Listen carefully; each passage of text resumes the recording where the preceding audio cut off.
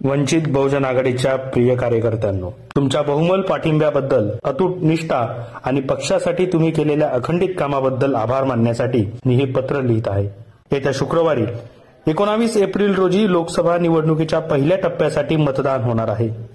रामटेक, नागपूर, भंडारा गोंदिया, चंद्रपूर आणि गडचिरोली चिमूर येथील मतदार मतदान करून आपापले प्रतिनिधी निवडतील। या मतदारसंघातील निवडणूक लढती फक्त आणि फक्त वंचित बहुजन आघाडी आणि भाजपा यांच्यामध्ये आहे। आपल्याकडून कोणतीही चूक होऊ देऊ नका। महाराष्ट्रातील ही लढाई फक्त आणि फक्त वंचित बहुजन आघाडी आणि भाजपा यांच्यात आहे। शिवसेना आणि राष्ट्रवादीचे दोन तुकडे झाले आहेत। महाराष्ट्रात भाजप उमेदवार शोधण्यासाठी धडपडत आहे आणि महाराष्ट्रातील जागा वाटपावरून मित्र पक्षांशी संघर्ष करत आहे। काँग्रेसचे कार्यकर्ते आणि अनेक वरिष्ठ नेते त्यांच्या प्रदेशाध्यक्षांविरोधात उघडपणे बंड करत आहेत। महाराष्ट्रातील उलटसुलट राजकीय परिस्थिती पाहता फक्त आणि फक्त वंचित बहुजन आघाडी या लढाईमध्ये संपूर्ण ताकदीने लढण्यास सक्षम आहे। यामुळेच काँग्रेसलाही मतदारांमधील आमची लोकप्रियता कळते आणि म्हणून आम्हाला त्यांच्या दिल्लीत बसलेल्या काँग्रेसच्या हायकमांडने नागपुरातील त्यांच्या उमेदवारासाठी पाठिंबा देण्याची विनंती केली। आपली वाढती शक्ती आणि महाराष्ट्रातील उलटसुलट राजकीय परिस्थितीने आपल्याला एक संधी दिली आहे, ती म्हणजे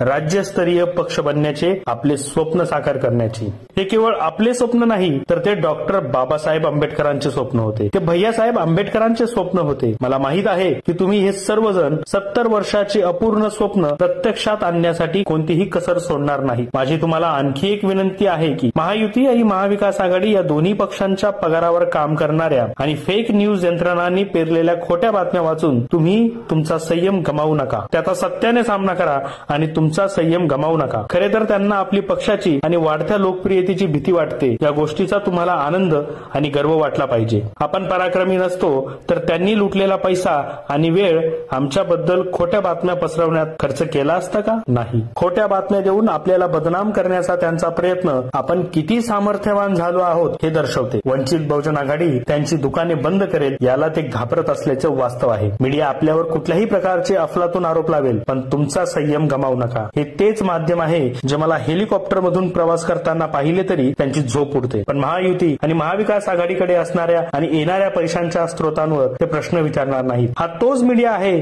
जो एकही मुस्लिम उमेदवाराला उमेदवारी का दिली नाही असा प्रश्न या पक्षांना ते विचारणार नाहीत। हा तोच मीडिया आहे जो या पक्षांनी किती ओबीसी उमेदवारांना उमेदवारी दिली असा प्रश्न ते विचारणार नाहीत। हा तोच मीडिया आहे जो या पक्षांनी ओपन जागांवरून किती अनुसूचित जाती जमातींना उमेदवारी दिली आहे असा प्रश्न ते विचारणार नाहीत। हा तोच मीडिया आहे जो मला आणि आपल्या पक्षाला संसदेत जाण्यापासून रोखण्यासाठी या पक्षांनी इतक्या वर्षात कशा पद्धतीने एकत्र येऊन मिलीभगत कशी केली असा प्रश्न ते विचारणार नाही। हा तोच मीडिया आहे जो अकोल्यात काँग्रेसने आरएसएसच्या स्वयंसेवकाला उमेदवारी का दिली असा प्रश्न ते विचारणार नाही। माध्यमांचा आपल्यासोबत भेदभाव नवीन नाही।